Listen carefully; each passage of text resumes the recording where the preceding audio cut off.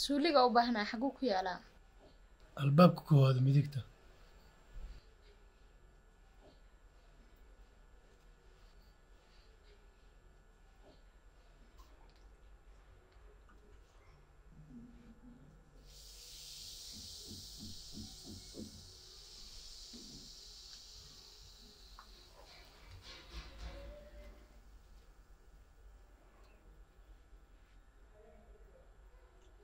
kadib maxaa dhacay qolka ay ku soo laabtay xambaar ayaan sheekaysanayna kadib waxay igu tiri fadlan glass bii ma heli karaa ma u dhiibtay maya waxaan u sheegay inaan kaniini hurdada biyaa ugu daray dharbaxaa igu dhufatay albaabkaa kasii baxday maxaa kugu kalif inaad sidaa samayso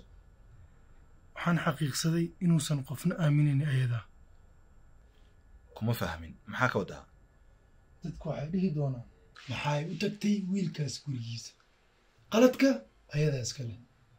wiilka wax qaladaa ma laha qooqay ahaye muxuu samey lahaa muhiimaddu waxaa waaye wiilka inuu gabadha guursado maxaa kugu kalif inaad sidaa samayso walaashii walaasha ma jeclaan lahayn waxaan ku sameeyey gabadhaas in lagu sameeyo walaashii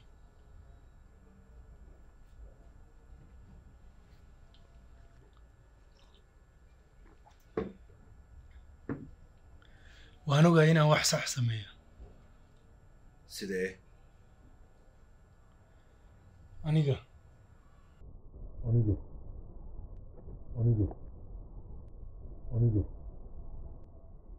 weli waa waafaqsan yahay waxa uu gabadha ku sameeyey anigu dhakhtarkiisa ah ayaa hadda waxaan aaminsanahay inay maskaxdiisa degan tahay maxkamaddana waa hortagi karaa